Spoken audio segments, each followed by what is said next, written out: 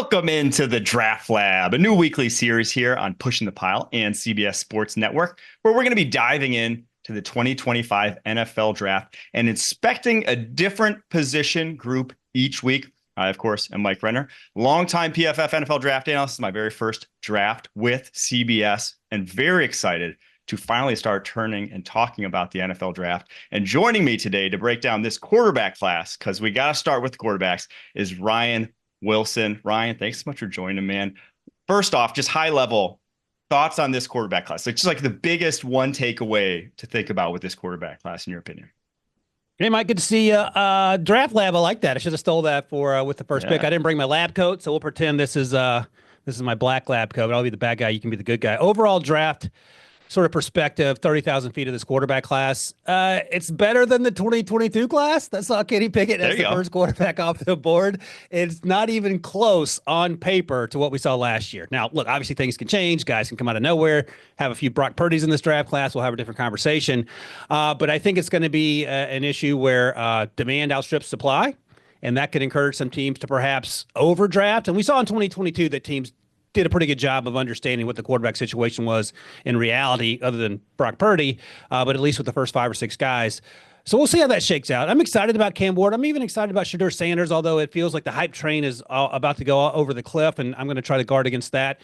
But there's some guys in this class that I think could sneakily end up being good players, and I'm excited to talk about them.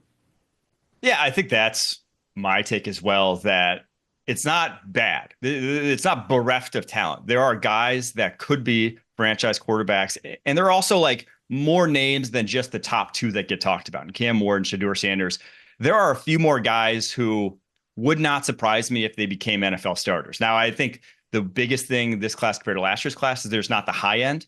Last year just had guys with absurd tools, guys who had been, early in their career, high end players. This class doesn't have quite that, but it does have talent nonetheless. So let's get to my quarterback rankings. I'm going to go through my top 10 here. You give me your thoughts after I break this down, but I'm going to you see it on the screen there, 1 through 10. I'm going to kind of put where I would draft each of these guys in terms of my grid. So Cam Ward, I'm very high on. I just think his physical capabilities are different than anyone else in this draft class. It's what the high end at the position in the NFL looks like. Even if he's not a polished product, I'm taking that guy top 5. So I have a top 5-ish grade on him. It's not as high as the grades of the guys who went 1, 2, 3 last year, but it's still, that was a unique class, right? We saw how those guys fared. So it's still not too far behind those guys. Shedeur, though, it's a leap after this. After Cam Ward, it goes Shedeur, Dillon Gabriel, and Jaxson Dart. My 2, 3, and 4 are all top of the second round grades for me. It's not guys that, if you draft him in the first round, in the 20s or whatever, I'm not going to complain any of those guys, but it's not to the point what I saw on tape that I'm willing to pass on, top 10 picks where you should be getting a cornerstone type of piece for your franchise. I'm not sure I'm willing to pass on those sort of talents for guys like Shedeur Sanders, Dillon Gabriel, Jaxson Dart, but I think they're more than capable quarterbacks that could develop into stars at the next level.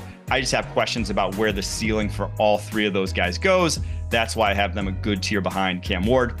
After that, we're taking another leap from 5 and 6. Quinn Ewers, Tyler Shuck, the Texas quarterback and Louisville quarterback, respectively. There's things to like about their game. I still think they're day 2 quarterbacks, but they're more third rounders rather than second rounders. And then after that, my 7, 8, 9, 10, Kyle McCord out of Syracuse, Jalen Milroe from Alabama, Will Howard, Ohio State, and Curtis Rourke from Indiana. Those are all day 3 guys. So that's the kind of how I tier it up. And Jalen Milroe is the one in that where it's like, you almost take him out of this quarterback class entirely in his discussion about what he is, because it's so reliant on his legs and what he can do as a runner, because he's special in that regard, not special as a passer just yet. I mean, if you just put him as a passer, stacked him up against the rest of these guys in this class, like he's so far and away dead last. It's just like he's not there as a passer, but you don't have to be when you can run as dynamically as he is. So it's a little bit of a different animal, him. But I'm going to give you the floor now. Who's too high, who's too low, and who's just right in my quarterback ranks? So this is a great list, and I love it. And I have to guard against the sort of Twitter overreaction knee-jerk just because I don't love it or it's not my own. So I applaud you for being original. That's incredibly important. And the other thing, Mike, and I've talked to you about this before, we don't know. Dylan Gabriel could end up being the best quarterback in the history of football. We just don't know. So that you have him third, that's too rich for me right now, and that's more physical than anything. And I thought it was curious that you had him third, even though you're big on physical traits. So he's 5'10", just shade over that. I don't want to steal him up that 5'10" quarter inch. 10 and a half, thank you. I think he's 200 pounds, has 9-inch hands. So he's a full inch and a half shorter than Tua. His hands are an inch smaller. Tua had huge hands at 10 inches. And he's not Tua in terms of the speed with which he plays and processes.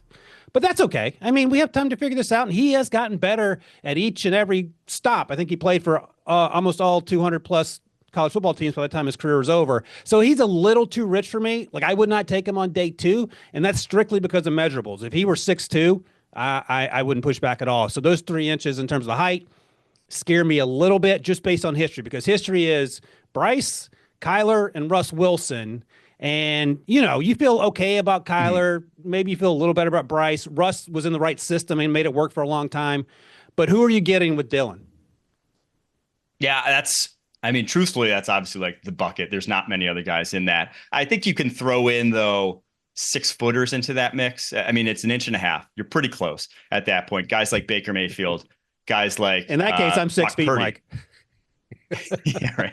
I mean, on Hinge profiles, everyone's 6 foot. So Baker Mayfield, though, like, I don't think it's too far off. And to me, he reminds me a little of Baker Mayfield because he's small, but he has a really good arm. I mean, yep. I think from post his knee injury, you saw him come out at UCF back in 2019 as a true freshman, went for almost 4,000 yards. This was a guy who, like, day one was an elite player in college football. Every single stop along the way, from UCF to Oklahoma and then to Oregon, the guy played high-level football.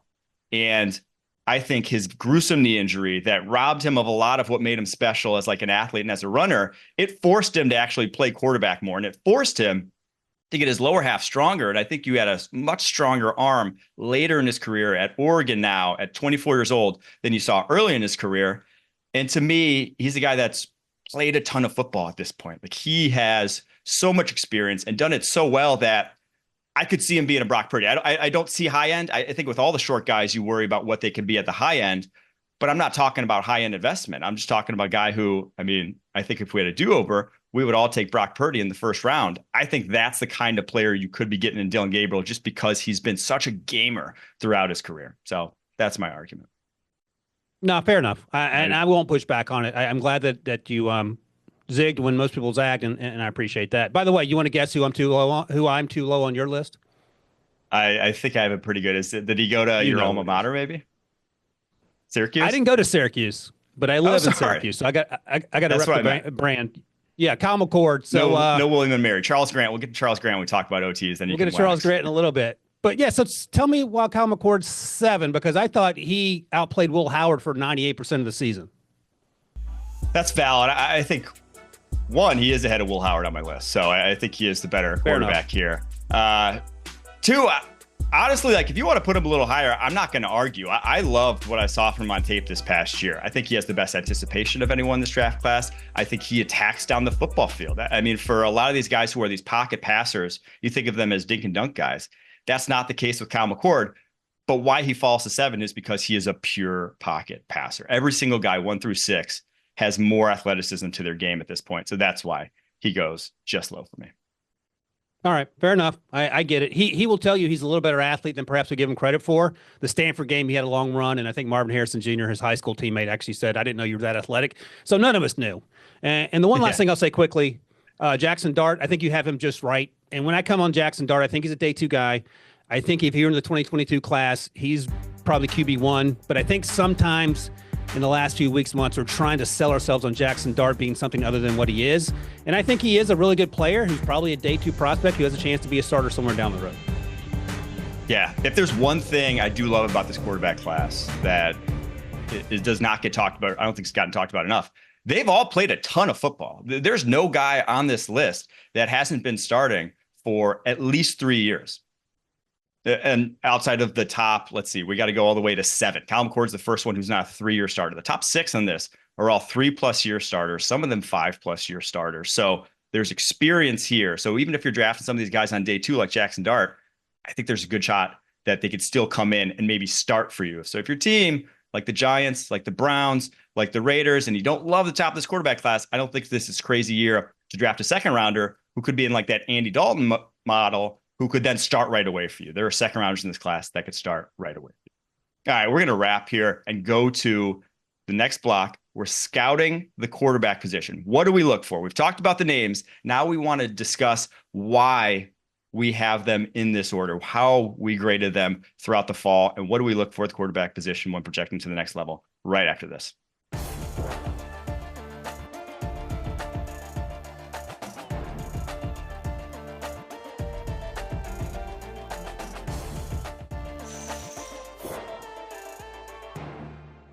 All right, we discussed the top 10 quarterbacks in the first block. Now we're going to discuss kind of our process in getting to that top 10 quarterback list. What do you look for, Ryan, when scouting quarterbacks? What are the traits that you value, and kind of who fits those traits at the high end this year for you? So I think it starts with athleticism, right? Because the NFL quarterback modern day version continues to evolve into some amalgamation of Patrick Mahomes and Josh Allen, Lamar Jackson, and even Jaden Daniels and Caleb Williams and Bo Nix in terms of the rookies. So you start there. It's not it's not an end of the conversation piece if you don't have that, but the physical tools, you got to have the arm strength to make throws. You can't be Mac Jones. I was on the Mac Jones bandwagon and tried to talk myself into that, and there were a lot of holes in this game that I just chose to overlook.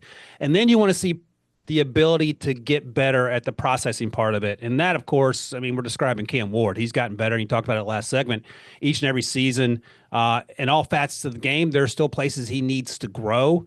But if you're lacking in one of those areas, Bryce Young a few years ago, you better be an absolute superstar. And Bryce had some holes coming out.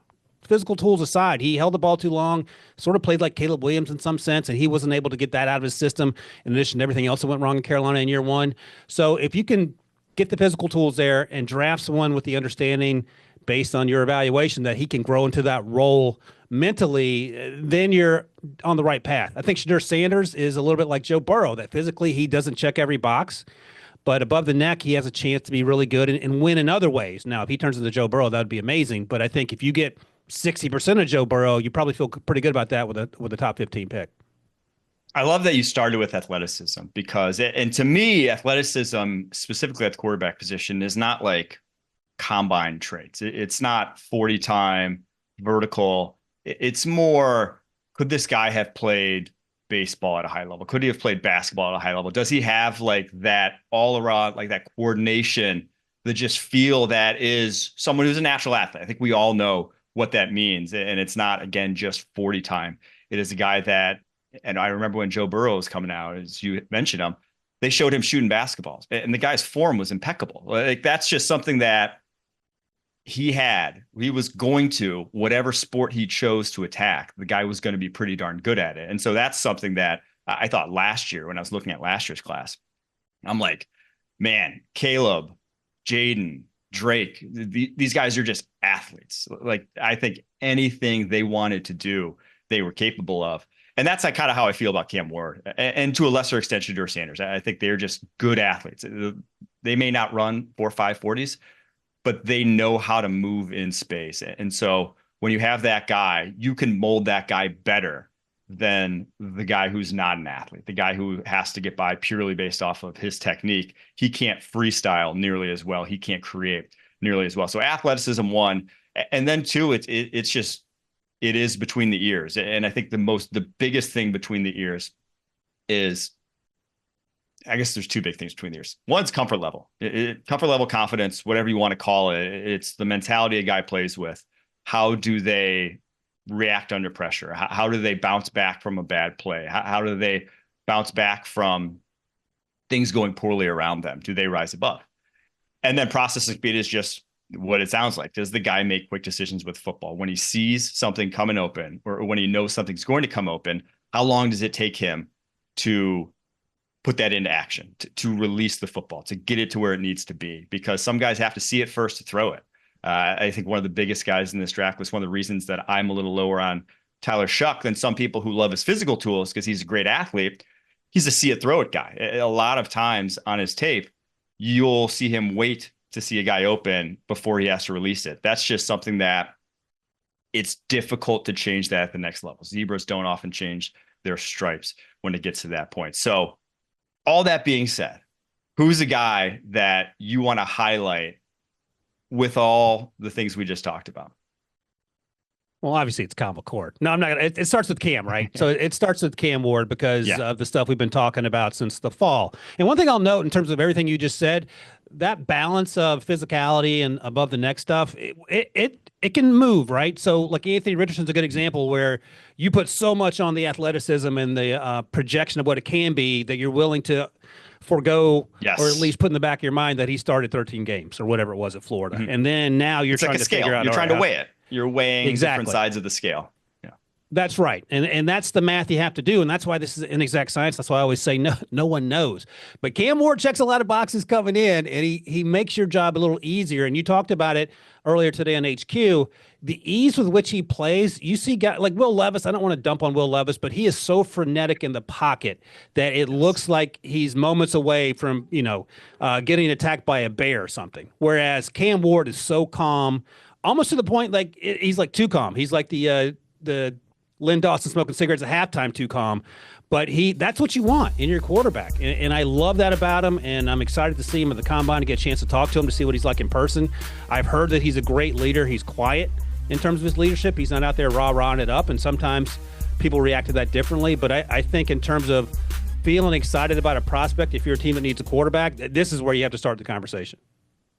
Yeah, anyone that's played sports at any sort of level knows that practice comfort is different from game comfort, and that like there is just a sort of juice that flows through you that during the game makes things different than during practice. And with Cam Ward, a guy looks like he's out there at practice. The comfort level that he's playing with is in no different than what you would be, how comfortable you would be when you're just surrounded with your boys and your own team at practice. So that's something that helps. That helps when it gets big time situations, when it's big time third downs, fourth downs. He's not going to blink. So definitely something that I love about his game. And I'll go back to Dillon Gabriel and why I was high on him. I explained a little bit in the first block, but I think the mental aspect and kind of all that we discussed with what goes into it, that more than the athleticism shows in actual performance on the collegiate football field. If a guy is performing consistently at a high level, and maybe he doesn't have, XYZ trait that you would normally like to have, but every single stop that Dillon Gabriel's gone to, whether it was UCF as a freshman and sophomore, whether it was Oklahoma as a redshirt junior, redshirt senior, whether it was Oregon as a 6-year quarterback, the guy played very good football. And that still matters once you get to the NFL, because it's still more so than I think a lot of positions on the football field. It's still how you perform. It's how a guy like Brock Purdy can get to the league with a noodle of an arm at 6 foot tall and be in the Super Bowl in year 2. I mean, it's how Russell Wilson can overcome. It's how Bryce Young, who looks like my body type, can be out there playing quarterback at a high level. It still is just a what can you do on a throw-for-throw basis. And on a throw-for-throw basis, there are very few people that played better than Dillon Gabriel this past fall. And he did it against, maybe not the second time, but the first time against Ohio State, which was the most loaded defense in the country. Those are all NFL players. If you could do it against all NFL players, it's difficult to see that guy just crashing and burning when it gets to the next level. And again, we can discuss height and how much it matters. And I think it matters a ton in today's NFL. And it's why you see guys like Bryce Young, Kyler Murray, Russell Wilson just be inconsistent, right? They're just not consistently high-level quarterbacks. And I think you may be limited in the ceiling that you can get to when you're shorter, but you can still play darn good football. And if you're on a rookie contract, I think a lot of people would take, again, Brock Purdy, like we said before. Yeah, and Brock Purdy is going to be a name we probably talk a lot about because, again, this quarterback class is light, relatively speaking. But one other thing I want to talk about that's also so incredibly important, and we sort of don't think a lot about it until the NFL games start happening, is confidence. And someone like Cam Ward has a ton of confidence. He's a guy you hit in the mouth, he gets right back up. Dillon Gabriel, you talked about, played a lot of football. Sometimes you see players, and we saw this with Kyle McCord at Ohio State, and maybe he was just a little fish in the big pond syndrome until he got to Syracuse, where you get hit in the mouth one time too many, and you're like, all right, I'm out mentally until next practice, next game. And once he got to Syracuse, that felt differently for him, where he knew he was the guy. He was sort of the big fish in the smaller pond. It wasn't Ohio State in terms of the spotlight. He was the only show in town in central New York, and he took advantage of it. But we've seen guys year in and year out in the NFL as rookies, first, second, third year guys who don't have any confidence, even though they're the best athlete on the field. And that's hard to measure, but obviously very, very important. Yes, 100% agree. And it's a lot of people like to say that confidence is like you either have it or you don't, but it is something that's built up, like the Tua in Miami situation. It is situationally based. You know, if you have a quarterback who, or excuse me, if you have a head coach and you're a quarterback who, you know, maybe he's not playing to your strengths, or maybe he's, you know, Brian Flores and bad mouthing you every single day, you may not be confident, or you are, you know, Kyle McCord, and you're at a place like Ohio State where there's so much pressure and it's your very first year as a starter and you have all these other big names around you that you can sort of take a back seat from a leadership role. And then all of a sudden, if you're taking a back seat from that, you have a bad game and your confidence isn't what it should be. You're not looked at, you're not coming into the huddle as the guy anymore. And it's hard to put sort of a valuation on what that does to you and your performance on the football field. So confidence at the quarterback position, 100%, very, very important. All right, we're going to get to all the traits that go into making a high-level quarterback in the NFL. We're going to go through and say who's the best in the NFL at it, and then who's the best in this draft class, arm strength, accuracy, all that stuff. We're going to do that right after this.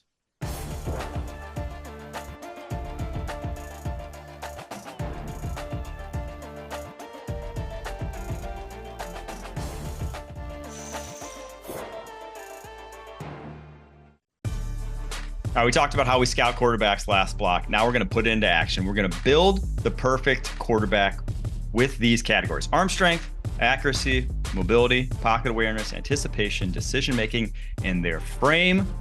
Let's start with the NFL, though, just to give you guys kind of a 40,000-foot view of what we're looking for in these. My list for the NFL would go as follows: NFL arm strength, and I chose a different guy for each one of these, for specifically to kind of highlight what they're the best at.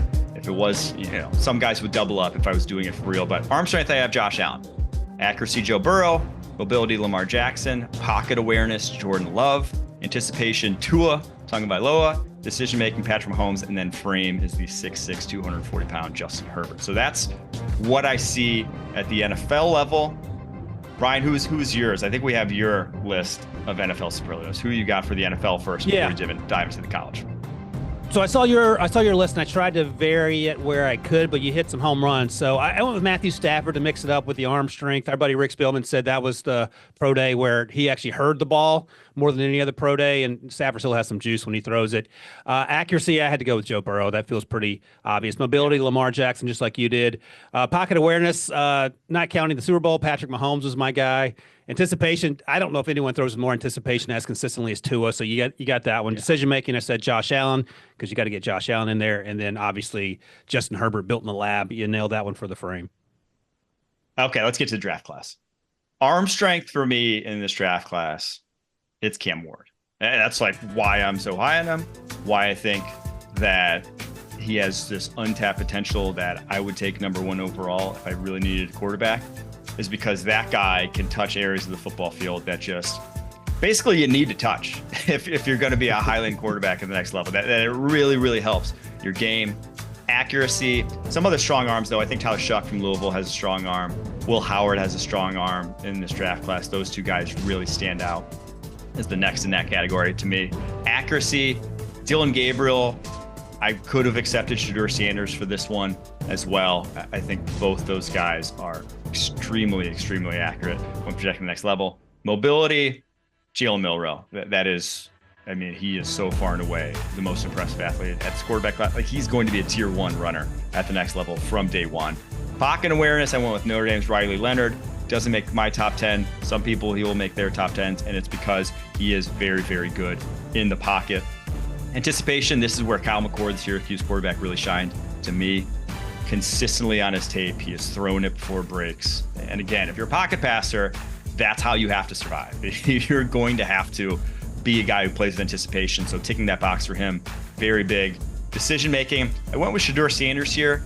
I don't think there's any guy in this class who's a really high-end decision maker, high-end processor in that regard, like we saw maybe last year. Like I thought this was what Bo Nix really set him apart, in my opinion, was that guy would get the ball where it needed to be consistently. There's no one that really does that, in my opinion, but Shedeur is probably the closest. And then Frame is the 6'4", 235-pound Will Howard, the Ohio State quarterback, very much looks the part. Where are your disagreements? Who you got in your list, Ryan? Yeah, I mean, your list is pretty spot on, Mike, and I tried to vary it where I could, and I think I doubled up on some. I wasn't as good as you about just one for one, but I went with arm strength. I went with you keep forgetting this guy. Jalen Milroe can throw the ball pretty far and pretty hard. I know. He's the Jameis Winston. I told you, I just like put him in like a different. I could like quarterbacks, and then it's just like Jalen Milroe because I just want Jalen Milroe to like see the football field in some way, shape, or form. I think if he plays quarterback, he's not going to be on the football field outside of like a few snaps a game until he really develops, which like year 3, year 4 is your best case scenario with him. So that's why I keep just being like, just get him on the field some other ways. No, I get it. And I had a scout once describe linebacker Trenton Simpson this way, and I think it pertains to Jalen Milroe. He plays the game like he's looking at it through a straw, and that's not a great thing if you're a linebacker or a quarterback. I wish he'd come back. I wish he'd been in Kalen DeBoer's offense for at least another year. I don't have a time machine, so that's not happening. In terms of accuracy, I went with Cam Ward. And I know he has some errant passes, and we talked about his laissez-faire approach sometimes to getting his feet set, but he can make some throws that very few people, let alone this draft class, but on planet Earth can make, and then he can put it on the money off platform, and that's sort of why I went in that direction. Mobility, I cheated. I went with Cam Ward again because I do think Jalen Milroe's a freakish athlete, but in terms of, and you talked about this last segment, in terms of his body awareness and how he moves in the pocket and avoids with subtle movements the pass rush, that's incredibly important and translates. Pocket awareness, I went with Shedeur because he's similar, just not the athlete. I had to go with my guy, Kyle McCord, for anticipation. I agree with you on that. Decision making, I gave Jaxson Dart some love. I think he makes a lot of good decisions. He's not the type of guy that's gonna do what Joe Burrow does, for example, or Lamar Jackson in terms of making the big play to flip the field or to flip the game. But he does a lot of good things with the football. And then Frame, Will Howard is your QB, your tight end, your defensive end. He checks all the boxes physically in terms of what he looks like getting off the bus. Yeah, I think that's like the selling point of Will Howard. It's just like now the Indiana game like and the Notre Dame game changed some opinions, but overall there's a lot of projection with Will Howard. Yes. All right. What's the one person with the one trait in this draft class that you think is the most, I guess, special year on year? You know, who's pocket awareness or whose anticipation? Who has one trait that you're like, that is really, really high level, or is there one? Because they're in this class, honestly, there may not be one, in my opinion. So it's slippery slope. I'll throw Kyle McCord some love with the anticipation, but the issue with anticipation is if you're not on the same page, you're going to throw some interceptions. But I think Cam Ward is that guy, and that's a slippery slope as well. His ability, his pocket movement to make plays out of nothing. But the flip side of that, and we saw this last year for 3.5 months, Caleb Williams, it took a while to get that out of his system. He did it at USC because the offensive line stunk and he was sort of the only show in town offensively. And it took him a while to figure out you can't do that in the NFL because you'll just take a beating. So I want to see what that transition is like for Cam, wherever he ends up, and how quickly he can go from being hero ball guy, which is fun to watch until you get popped in the mouth, to being the guy that can play on time. And you talked about his ability to get through those progressions more efficiently. Yeah, it wasn't one of the things on this list. We didn't do like creativity, but that is probably, if there's one guy and there's one trait in this draft class that I'd point to and be like, that's different. Yep. That year on year, you don't find that. It's Cam Ward's creativity. The guy has just a sixth sense in terms of being able to evade, being able to keep his eyes downfield, and being able to create outside the pocket. Well, Ryan, really appreciate you joining. I think we'll have you back on another episode, but we're going to be going through every single position. We did quarterbacks. We'll do, I believe, wide receivers next week, maybe running backs. We haven't decided just yet. Wide receivers or running backs next week, and we'll be going through every position. Next block, though, we'll be going through a little look at the draft as a whole. Where are the strengths of the draft? What position groups are loaded? What position groups maybe it's not the year to find talent in, right after this.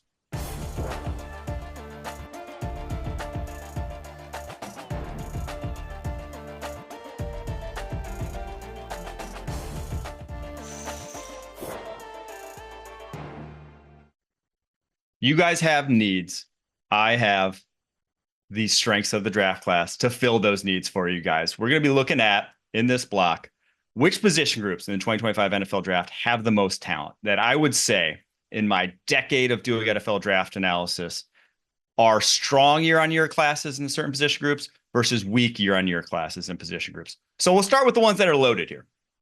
To me, there's three position groups in this draft class that I would qualify as very good year-on-year classes. They are defensive end, running back, tight end.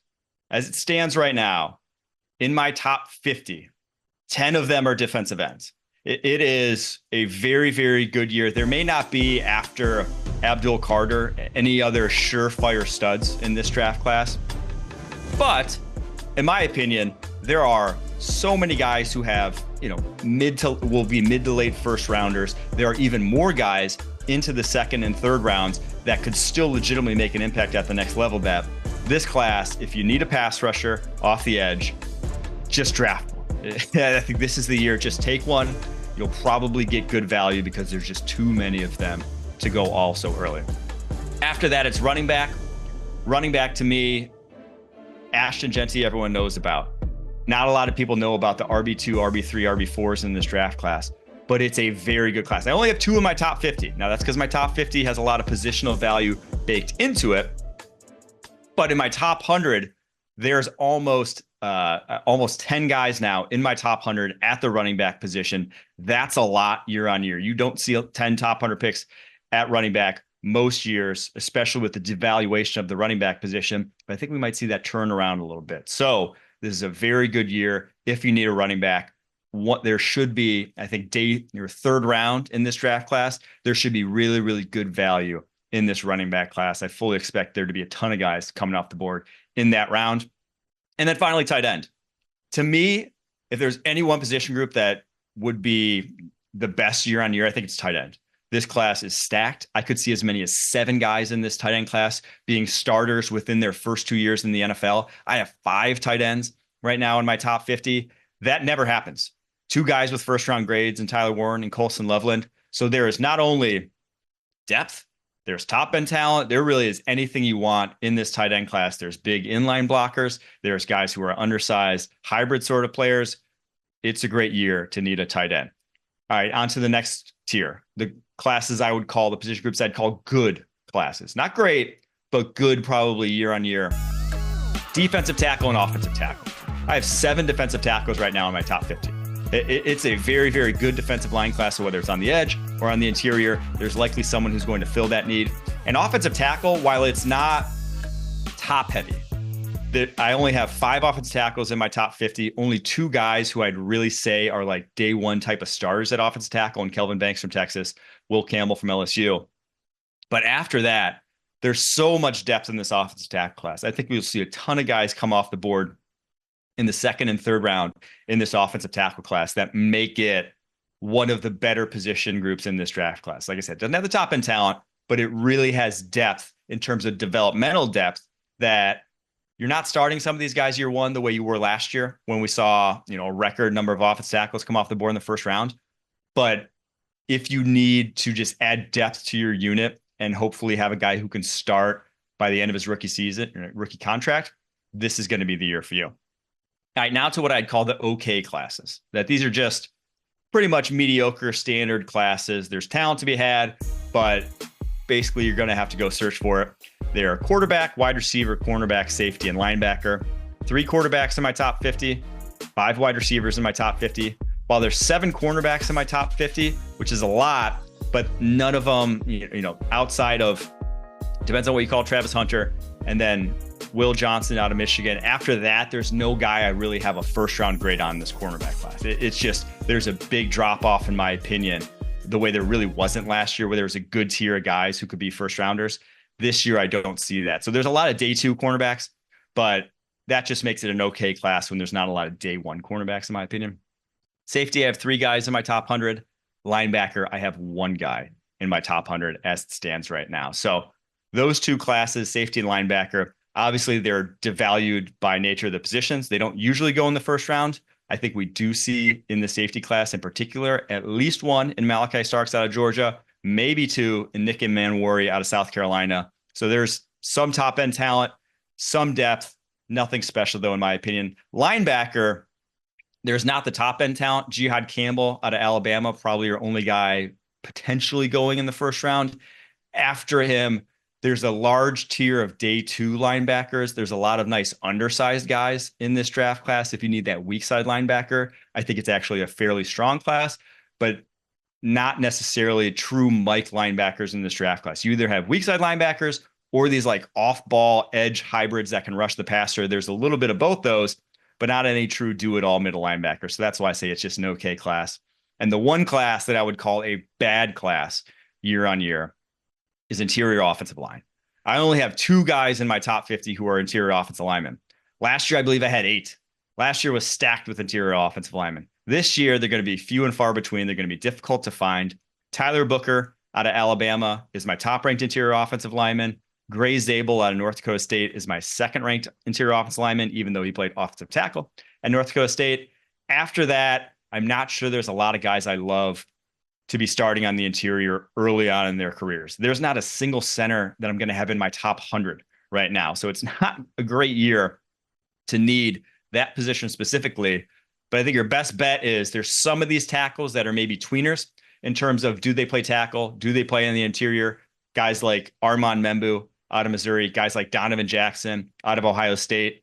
I think your best bet in this interior offensive line class is a tackle convert. There's just not a lot of guys who are pure interior offensive linemen that I would go to bat for and say, yeah, I think they're going to be starters for you. So a far cry from a year ago. So to recap a little bit, defensive end, running back, tight end, those are your elite classes. Your good classes, DTOT. So line of scrimmage, especially the defensive line of scrimmage, that's where you probably want to be putting your resources in this draft early on. After that, the passing positions, quarterback, wide receiver, cornerback, meh classes, nowhere near what we saw a year ago. They're just okay classes in that regard. And then the one class where maybe this isn't the year to find it, interior offensive line. All right, there's your overview. Now let's get into a mock draft. I'm going to go through my 32 picks of my mock in the next block and highlight some of the most notable prospects right after this.